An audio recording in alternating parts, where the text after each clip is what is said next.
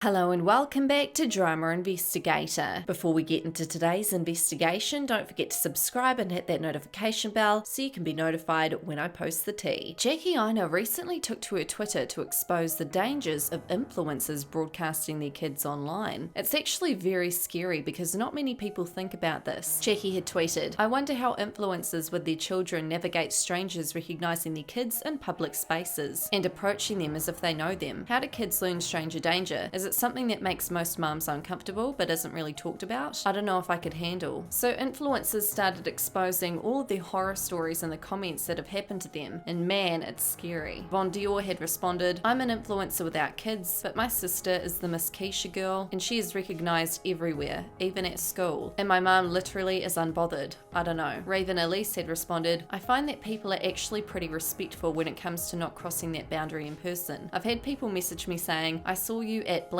but didn't want to bother you because you were with Zia, and Zia is not friendly anyway. When I get approached when I'm with Zia, she just looks at them like, who are you? I guess my mom knows you but I'm not interested. Lol." Same as if it were an old co-worker of mine or something, and I've luckily never had an issue with someone trying to touch her or anything weird. A fan had responded, "There is an unspoken boundary that people need to understand with other people's children, even if those people are famous." Jackie had responded, "This is how I see it too, even considering kids in showbiz and entertainment, although it's not always the kids who consent to being in the public eye, they're still kids. It's ultimately the responsibility of the adult doing the approaching to be cautious around other people's kids." Patrice Washington had responded, "I was at a skating rink once, and when I went to the restroom, a woman asked my daughter for my number, which she provided, and the woman texted me the next day to tell me she wanted to thank me for how my books have helped her. I was mortified. My daughter was 7 at the time. She had played with the woman's daughter and she used the old, 'we can have a play date' trick, which my daughter was always plotting for back then. I replied and told her she was wrong for asking my kid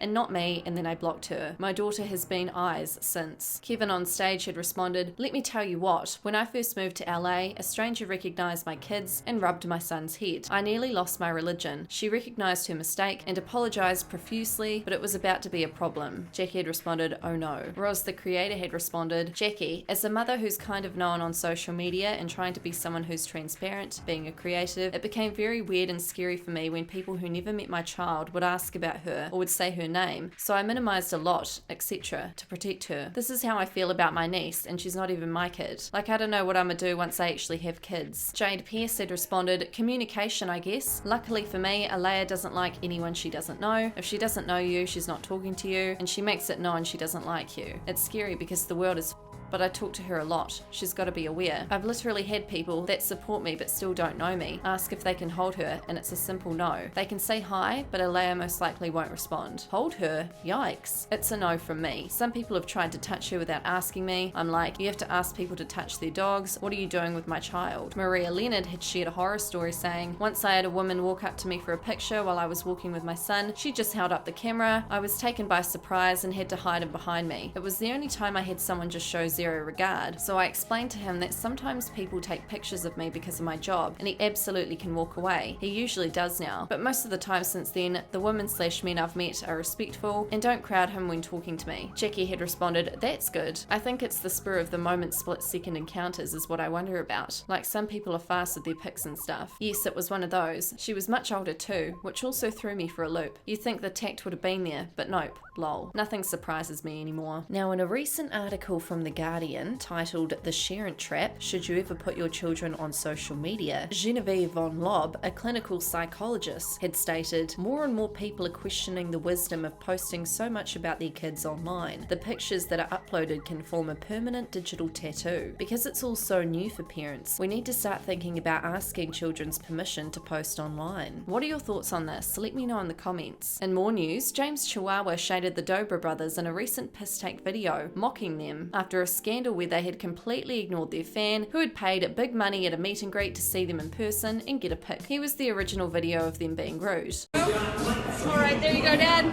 go ahead and say hi to you guys for me. Hey, look at me. North side, Polish, shiny, other side, state.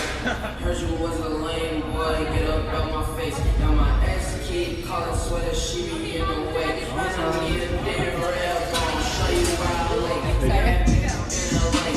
James had taken to Twitter with his mocking video at his meet and greet and had stated, "We just wanted to apologise. After a long 48 hours of restless filming and touring, then meeting thousands of fans with no sleep, we were exhausted by the end of our show. Our true apologies. We are sincerely sorry."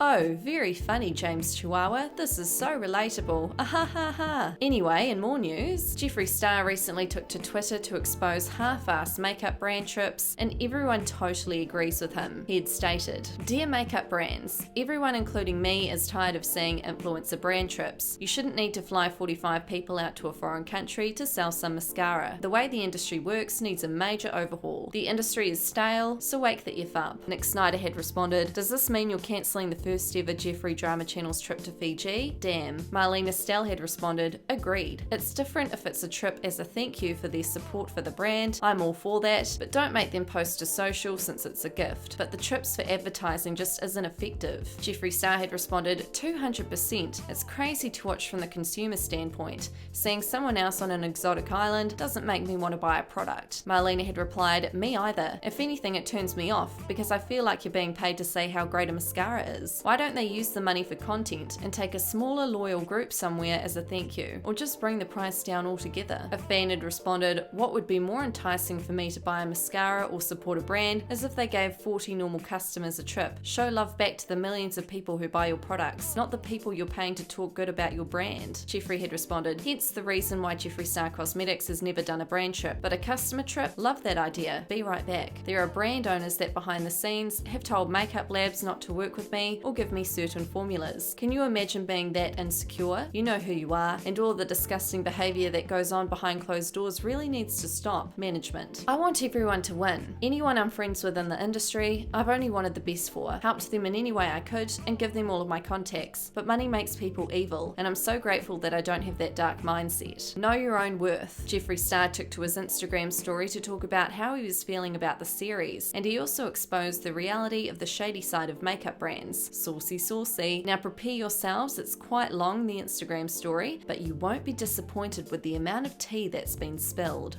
Good morning officially. Hello everybody, how are we doing on this beautiful weekend? There's a crazy gardener, listen, in my ear, so excuse that noise. But hello everybody, how the hell are we doing? It's the weekend.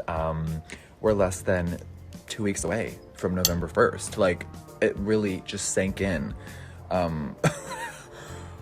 Like, holy shit. Okay, I know. Come on guys, Jeffree, you can't be surprised. We've been filming since January. I can't believe November 1st is finally almost here.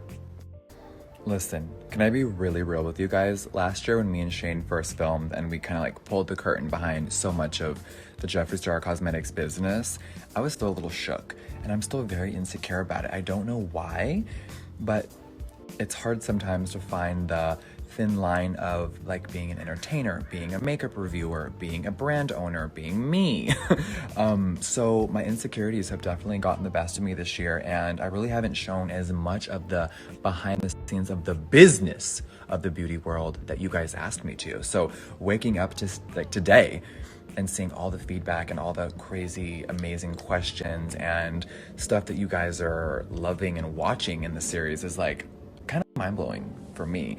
But it's also my world, you know what I mean? So listen, can I be really real with you guys? Last year when me and Shane first filmed and we kind of like pulled the curtain behind so much of the Jeffree Star Cosmetics business, I was still a little shook and I'm still very insecure about it. I don't know why, but it's hard sometimes to find the thin line of like being an entertainer, being a makeup reviewer, being a brand owner, being me.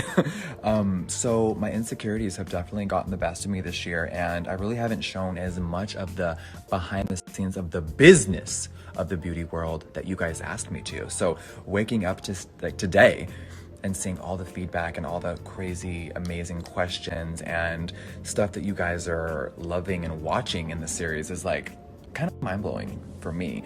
But it's also my world, you know what I mean? So on the real, I go quiet on my phone a lot because I'm just working. Like, I'm not glued to my phone. I don't call myself an influencer. You guys know I'm a brand owner. I'm motherfucking Jeffrey Lynn, Miss Thing. And like, on the real, I wake up every day. I say good morning. I want to inspire you guys, keep everyone going. And then you guys, what happens off the phone? I get in my car, I go to the office, and I'm there for hours and hours and hours. Whether it's creating, dealing with employees, shipping issues, like there are so many things that go on in my day-to-day, and I don't really film or talk about a lot of it. I'll come home, I'll review something, or I'll film a crazy event or going somewhere, but it's definitely a huge goal of mine to push my channel even further. And thanks to Shane and Andrew for always inspiring me, because just doing this has inspired me yet again to push my content. And there are a few really major videos that are going to take me a few weeks to film, but I think it's worth it in the long run. And you guys are very fascinated by the business side, so I'm like, oh. And honestly, every collection I do, there's obviously, there's so much that goes into it. So I want to start filming a few more behind the scenes of creating entire collections. So when they drop, you guys can actually see like, whoa, this is what went behind all that. So next year, obviously, there is a lot going on. And it's time to expand Jeffree Star Cosmetics even more. So 2020, how are ya? But honestly, you guys, I swear to God, I woke up today like, I think smiling for the first time in weeks. It's been a really difficult time over here, and just waking up even in this house is kind of like, it's a little down. So I feel good. I honestly feel good. It's taken weeks and weeks to even try to get to this place, but I'm okay. So on a real level, I want everyone to enjoy episode 4. I can't believe it's out. We are less than 2 weeks away from the Oh Hey Bitch, the Conspiracy Palette, and the Shane Dawson X Jeffree Star Collection, November 1st. We are 2 weeks away. How are ya?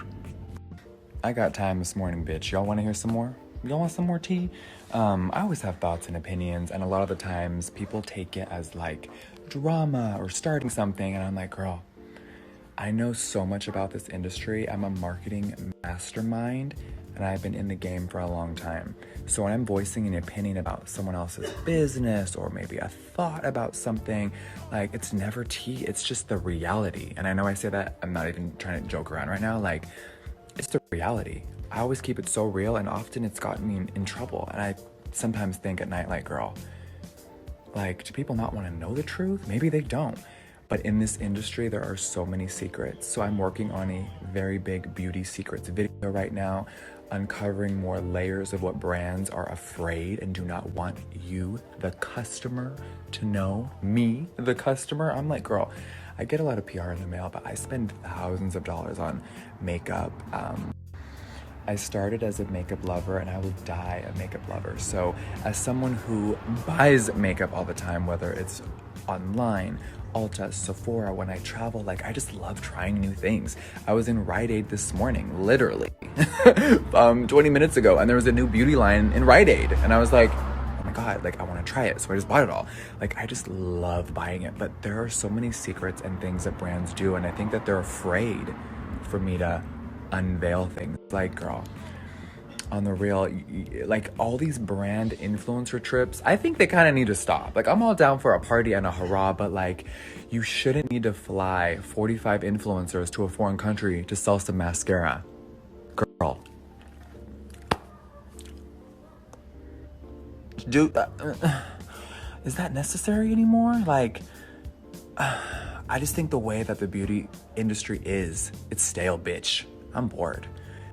I think what's most fascinating about the makeup and beauty industry is that it's always evolving. And it's a little stale right now. Companies are a little stale, they're panicking. There's a few big dogs that are killing it. They are artistically amazing, but a lot of brands right now, like, as someone who buys makeup, bitch, I'm bored. And I love to hear your guys' thoughts. Tweet me, bitch, this is gonna be up all day. I wanna hear your thoughts. Watch episode 4, chime in. And I always have a lot of thoughts and opinions, and some people don't like it. The truth sometimes hurts, trust me. It's hurt me It's hurt, but the truth fucking hurts. And I think that this industry needs a little awakening. And a lot of people are afraid. Some people don't want to play along. But at the end of the day, me and Shane wanted to create something that had never been done before and do something different, because the beauty industry, girl, it's getting a little boring. So let me just say one last thing. I'm ready for 2020 to have new blood on the scene, new faces. I want to see more beauty on YouTube, more content, and there is just so much growing room. Right now, I think everything is just kind of like in a state of weird limbo, girl, and me and Shane are just trying to crack the eggs. So thank you to anyone who has made it this far into my rant. I love you. Thank you. I'm gonna go enjoy this beautiful day. I will be back in a little bit, but I'll be on Twitter later. So let me know your thoughts about everything. And what a year. I'm like, what a year. That's all for this investigation. Don't forget to subscribe, hit that notification bell. My social media will be linked down below, and I'll see you guys in our next investigation.